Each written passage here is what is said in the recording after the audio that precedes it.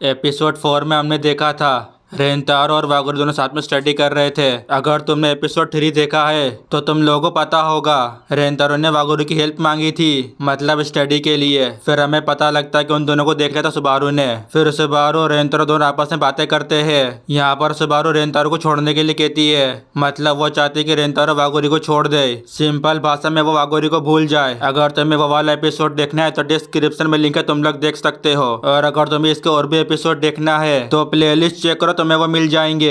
Episode की शुरुआत में हमें क्लासरूम का सीन दिखाया जाता है। यहाँ पर रेंतारो को दोस्तों को वागुरी का नोट मिलता है। साको उससे कहता है, रेंतारो ये क्या है? उसामी कहता है, साको रेंतारो क्या कुछ गलत हुआ है? लेकिन वो दोनों उसका जवाब नहीं दे रहे थे। फिर यूरिता वागुरी का नाम लेता है। ये सुनते रेंतारो उससे बुक छीन लेता है। रेंतारो के दोस्त समझ जाते कि ये वही लाइब्रेरी वाली लड़की है। ओसामी कहता कि क्यों वाली? फिर हमें एक फ्लैशबैक दिखाया जाता है। फिर साको उससे कहता, तुमने कहा था कि तुमने उसे बस देखा था, उससे डराने के लिए तुमने उससे माफी मांगी थी, क्या सच में इतना ही है? फिर हम देखते हैं स्टूडेंट को उन्हें कुछ गड़बड़ लग रही थी। हम देखते हैं यहाँ पर रेंतारो काफी शांत था, वो कुछ बोल ही नहीं रहा था। साको उससे कहता, तुमने शांत क्यों हो? यहाँ पर रेंतारो को दोस्तों को डाउट होता है कि ये हमें कुछ भी नहीं बताएगा। रेंतारो उन सबसे कहता है, मैं तुम्हें बताना नहीं चाहता। फिर वो उनसे माफी मांगता है। हम देखते हैं वहाँ पर टीचर आ जाते हैं। टीचर उसे उठने के लिए कहता है, जल्दी करो और साफ सफाई करो, तुम लोग देखना बंद करो। फिर वो उनको भी सफाई करने के लिए कहता है। फिर ओसामी साको को चलने के लिए कहता है। फिर ओसामी साको को रेस लगाने के लिए कहता है। साको उससे कहता है, बिल्कुल भी नहीं, मतलब यहाँ पर उसका पूरा मूड खराब हो गया था। फिर हम देखते वो साको को ले जाता है। इसके बाद रेंतारो यूरिता से माफी मांगता है। यूरिता उससे कहता है, ये ठीक है। रेंतारो के जाने के बाद हम यूरिता को देखते हैं, मतलब उसे भी बिल्कुल भी ठीक नहीं लग रहा था। अगले सीन में रेंतारो कहता है, मैंने गड़बड़ कर दी, मुझे विश्वास नहीं हो रहा कि मैंने ऐसा कहा। मतलब रेंतारो ने उसके दोस्तों को बताने से मना कर दिया, मुझे पता भी नहीं था कि वो नोट वहीं पर ही था। यहाँ पर रेंतारो काफी बुरा लग रहा था। रेंतारो कहता, मेरे को उसका शुक्रिया अदा करना चाहिए। अगले सीन में हम देखते हैं वागुरी स्टडी कर रही थी। फिर उससे रेंतारो का वो आता है मैसेज, उसमें वो उसका शुक्रिया अदा कर रहा था। आगे हम देखते हैं रेंतारो को भी उसका मैसेज आता है। उसमें लिखा था, वागुरी कहती है तुम्हारे लिए ये अच्छा है, ये सब इसीलिए है क्योंकि तुमने इतनी मेहनत की थी। हम देखते हैं रेंतारो थोड़ा रिलैक्स फील कर रहा था। फिर रेंतारो को एक और मैसेज आता है, वो उसे स्पोर्ट फेस्टिवल में मजे करने के लिए कहती है। फिर फ्लैशबैक में वागुरी कहती है, मैं चाहती हूँ कि तुम सभी के साथ एंजॉय करो ताकि तुम मेरे को इसके बारे में सब कुछ बता सको। फिर रेंतारो को सुबारू का फ्लैशबैक याद आता है। सुबारू कहती है, स्टूडेंट चिदोरी से नफरत करते हैं, अगर किसी को भी पता चलता है मतलब किकियो का स्टूडेंट, इसका मतलब है कि वागुरी चिदोरी के स्टूडेंट के साथ जुड़ी हुई है, तो कोई भी नहीं बता सकता कि उसके साथ क्या होगा। फिर हम देखते हैं वागुरी खुश हो रही थी क्योंकि रेंतारो ने उसके मैसेज को देख लिया था। वो कहती है, मुझे आश्चर्य कि तुम क्या खेलोगे, सोकर या फिर बेसबॉल या शायद बास्केटबॉल। अगले सीन में हम देखते हैं ओसामी अजीब भी फेस बना रहा था क्योंकि साको रेंतारो से काफी दूर बैठा था। यूरिता उससे कहता, तुम्हारी बारी है। यूरिता चाहता कि तुम उसका मैटर सॉल्व करो। यूरिता उसे याद दिलाता कि रेंतारो और तुमने साथ में काम किया था। इस पे ओसामी कहता, ठीक है। ओसामी कहता, सिर्फ 3 दिन बचे हैं, मतलब स्पोर्ट फेस्टिवल आने में। फिर हमें पता लगता है कि इस साल बेसबॉल है। ओसामी उन दोनों को प्रैक्टिस करने के लिए कहता है। साको उससे कहता है, मैं पास हो जाऊंगा। रेंतारो बताता आज उससे कुछ प्लान है। अगले सीन में ओसामी कहता है, मेरा काम हो गया, और इसी के साथ उसका डील भी टूट गया। ओसामी उससे कहता है कि वो बस यही चाहता है कि हम साथ में स्पोर्ट्स फेस्टिवल को एंजॉय करें। अगले सीन में हम साको को देखते हैं। अचानक उसके पीछे उसके दोस्त आ जाते हैं। दरअसल वो अपने साथ ले जाने के लिए आए हैं। ओसामी बात करने के लिए कहता है। इस पे साको कहता है, इसके बारे में बात करने के लिए कुछ भी नहीं है। यूरिता उससे कहता है, पक्का? वो बताता कि वो बस नाराज है। उसका दोस्त कहता, क्या ऐसा इसलिए है क्योंकि रेंतारो किसी किकियो के स्टूडेंट के साथ संबंध है? साको रिप्लाई में कहता, ऐसा नहीं है। यूरिता पूछता, तो फिर क्या है? साको कहता, उससे हम पर भरोसा नहीं है। ओसामी उससे कहता, तो ये बात तुम्हें परेशान कर रही थी? फिर ओसामी उससे कहता, तुम बस शिकायत करते हो। अचानक से साको फिर माफी मांग लेता है। साको बताता वो बस मदद करना चाहता है। ओसामी उससे कहता है, वो बहुत कुछ करता है, उसे शायद नहीं पता कि तुम कैसा महसूस कर रहे हो, सिर्फ हम ही जानते हैं कि साको कैसा महसूस कर रहा है। फिर यूरिता साको से कहता है, मेरे को यकीन है कि तुमने गौर भी किया है, लेकिन रेंतारो ने कहा था कि वो हमें उस समय बताना नहीं चाहता है। साको उससे कहता है, इसके बारे में क्या है? यूरिता बताता है, रेंतारो सभी लोगों में से कि उसने दिखावा नहीं किया कि ये कुछ भी नहीं है। वो बताता कि यह पहली बार था जब उसने अपनी सच्ची फीलिंग बताई। यूरिता बताता कि वह खुश था, यही कि उसने छुपाना बंद कर दिया, तो फिर हमें पता नहीं चलेगा जब तक कि वो हमें बता नहीं देता, लेकिन मेरे को यकीन है कि वो हमें किसी दिन जरूर बताएगा।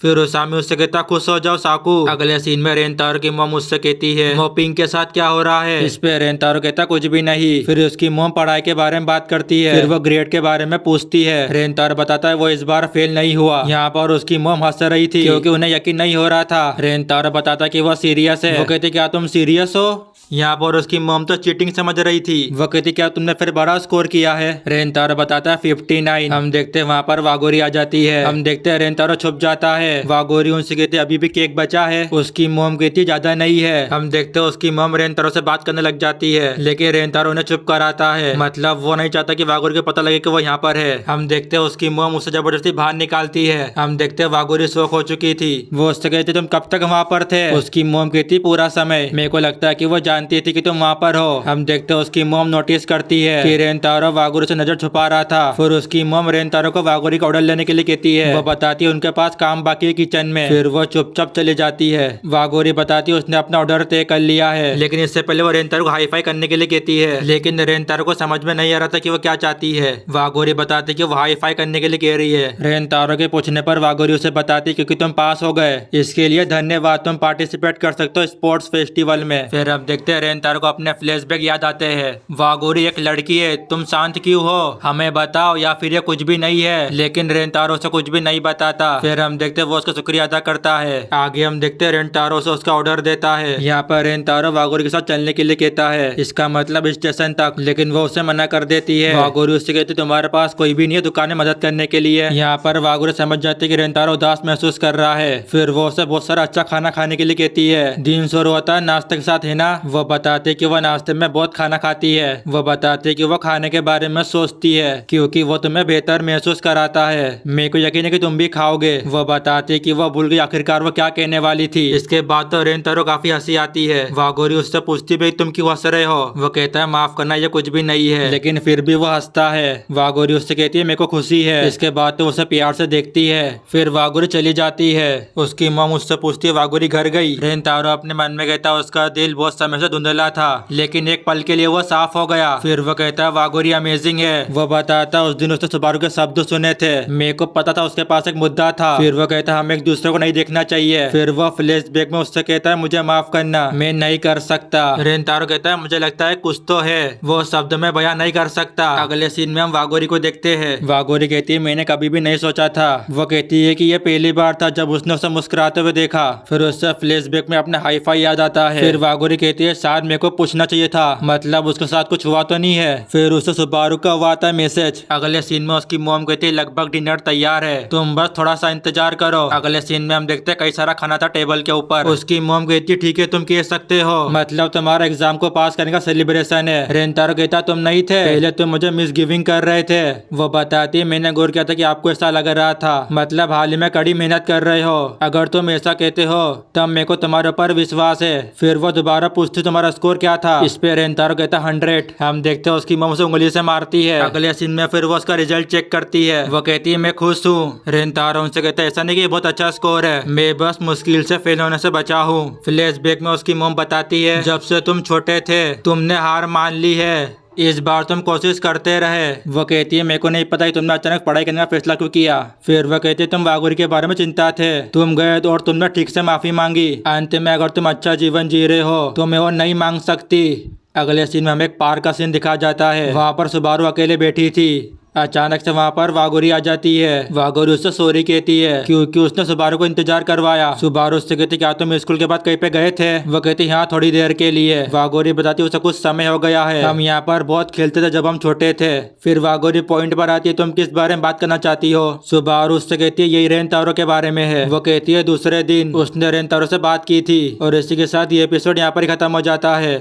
हेलो गाइस आज हम इस सीरीज के एपिसोड 6 को एक्सप्लेन करेंगे और अगर तुम्हें इसके और भी एपिसोड देखना है तो वो तुम्हें मेरे यूट्यूब पर मिल जाएंगे तुम लोग देख सकते हो। तो चलो शुरू करते हैं आज की इस वीडियो को। एपिसोड की शुरुआत में हमें फ्लैशबैक दिखाया जाता है। वागोरी कहती है सुबारू से रोना बंद करो। यहाँ पर सुबारू काफी डरी हुई थी। वागोरी कहती है अभी हाल ही में हुआ है। वागोरी बताती कि वो शामिल हो गई है। सुबारू कहती है प्लीज इसे बंद करो मतलब ये खतरनाक चीज है। इस पे वागोरी कहती है मैं समझ सकती हूँ। फिर वो कहती है सुबारू तुम बहुत दयालु हो। वो कहती है चिंता मत मत करो, मैं ठीक हूँ, तुम्हें रोने की जरूरत नहीं है सुबारू। फिर सुबारू वागोरू के बालों की तारीफ करती है। सुबारू बताती है वो चेयरफुल के साथ साथ स्ट्रॉन्ग और कूल भी है, मेरी हीरो। मतलब वागोरू सुबारू के लिए हीरो है। फिर सुबारू कहती है काश मैं हो पाती वागोरू जितनी ताकतवर। सुबारू उसे बताती है कि उसने दूसरे दिन रेंतारो से बात की थी। सुबारू बताते है कि उसने कैफे में देखा था, मतलब रेंतारो और वागोरी को। फिर वो बताते कि ये बस एक इत्तेफाक था। वो बताती है तुम दोनों के अलग होने के बाद उसने रेंतारो को कॉल किया था, फिर मैंने उससे कहा था कि तुमसे दोबारा ना मिले। सुबारू बताते कि वो सेल्फिश थी, मतलब सुबारू वहाँ पर सेल्फिश बन रही थी। फिर वो उसके लिए वागोरू से माफी मांगती है। सुबारू कहती है मुझे माफ करना।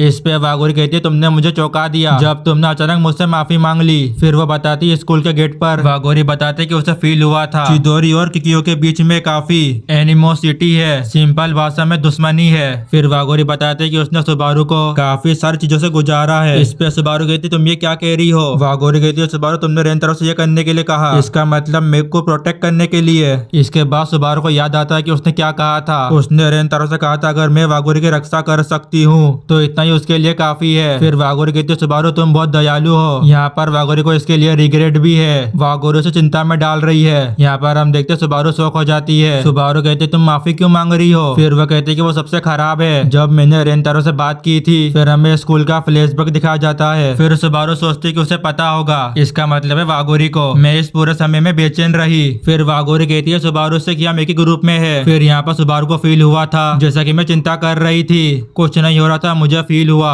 हमारे बीच में क्या हुआ था इसके बारे में रेंतारो ने किसी को भी नहीं बताया। उस पल एक विचार मेरे दिमाग में आया, क्या होगा कि अगर रेंतारो ने उसे भी नहीं बताया, अगर वो इसके बारे में चुप रहे फिर वागोरी मुझसे नफरत नहीं करेगी। फिर सुबारू बताती है उसने एक दाग पर ध्यान दिया, फिर वो बस बढ़ता ही गया। हम देखते हैं सुबारू को तो सांस लेने में भी मुश्किल हो रही थी। फिर हमें दिखा जाता है उसने वागोरी को मैसेज किया था। सुबारू ने वागोरी को मिलने के लिए बुलाया था। सुबारू कहती कि मैं कैसे स्वार्थी व्यक्ति हूँ। हम देखते हैं सुबारू काफी ज्यादा रिग्रेट हो रहा था। वो वागोरी से माफी मांगती है। बात यह कि वागोरी ने मुझे ब्लेम नहीं किया, इससे सुबारू को राहत मिली। सुबारू बताते कि वो वैसी ही है, भले ही मैं लंबी हो गई हूँ, भले ही मैं एक स्ट्रॉन्ग मास्क पहन लूं और ठोक दिखाने की कोशिश करूँ, भले ही मैं अपनी नकल करने की कोशिश करूँ, मैं वही घिनौनी हूँ, मैं हमेशा से कायर रही हूँ। हम देखते हैं यहाँ पे सुबारू काफी ज्यादा रो रही थी। वो फिर से वागोरी से माफी मांगती है। फिर वागोरी उसका हाथ पकड़ लेती है। फिर वो उसको मजे करने के लिए कहती है। फिर वो थोड़ी देर के लिए अतीत में वापस जाने के लिए कहती है। फिर वागोरी उसे अपने साथ शामिल होने के लिए कहती है, लेकिन वो उसे मना कर देती है। वागोरी उससे कहती है ऐसा महसूस नहीं हो रहा है। फिर सुबारू उससे कहती है वागोरी तुमने स्पेशल तैयार होने की तकलीफ उठाई, लेकिन तुम्हारे कपड़े गंदे हो जाएंगे। वागोरी उससे कहती है मैंने नहीं कहा कि हम वापस जा रहे अतीत में। फिर वागोरी बताते कि वो और सुबारू दोनों गंदे कपड़े लेकर घर जाया करते थे और फिर मोम मुझे डांटेगी। सुबारू क्या तुम्हें याद है, तुम्हें पता है उस समय फ्लैशबैक में हम देखते हैं वागोरी नीचे गिर जाती है। वागोरी बताती उसे बुरा लगा था। सुबारू कहती हाँ इससे दुख तो होगा। फिर क्या तुम्हें याद है कि मेरे गिरने के बाद तुमने कहा था। फ्लैशबैक में सुबारू रोते हुए कहती है मेरे को सब दे दो तुम्हारा दर्द भी। सुबारू कहती है मैंने ऐसा कुछ भी नहीं कहा। वागोरी कहती तुमने किया मेरे को याद है। यहाँ पर सुबारू काफी शर्म आ रही थी। फिर वागोरी सुबारू को दयालु कहती है। सुबारू कहती है मैं बिल्कुल भी दयालु नहीं हूँ, मैं बस तुम पर बोझ डालती हूँ अपनी समस्या के साथ, ये सिर्फ इसीलिए क्योंकि तुम दयालु हो। सुबारू उससे अपने साथ रहने के लिए कहती है। वागोरी उससे कहती है ये उचित नहीं है, तुम कहती रहती हो कि मैं दयालु नहीं हूँ। फिर सुबारू वागोरी से माफी मांगती है। वागोरी बताती तुम्हारे साइड में रहकर तुम्हें देखती रहती हूँ, ये वही था मंकी बार के साथ, मैं वहीं पर ही थी जो कि खतरनाक तरीके से खेल रहा था,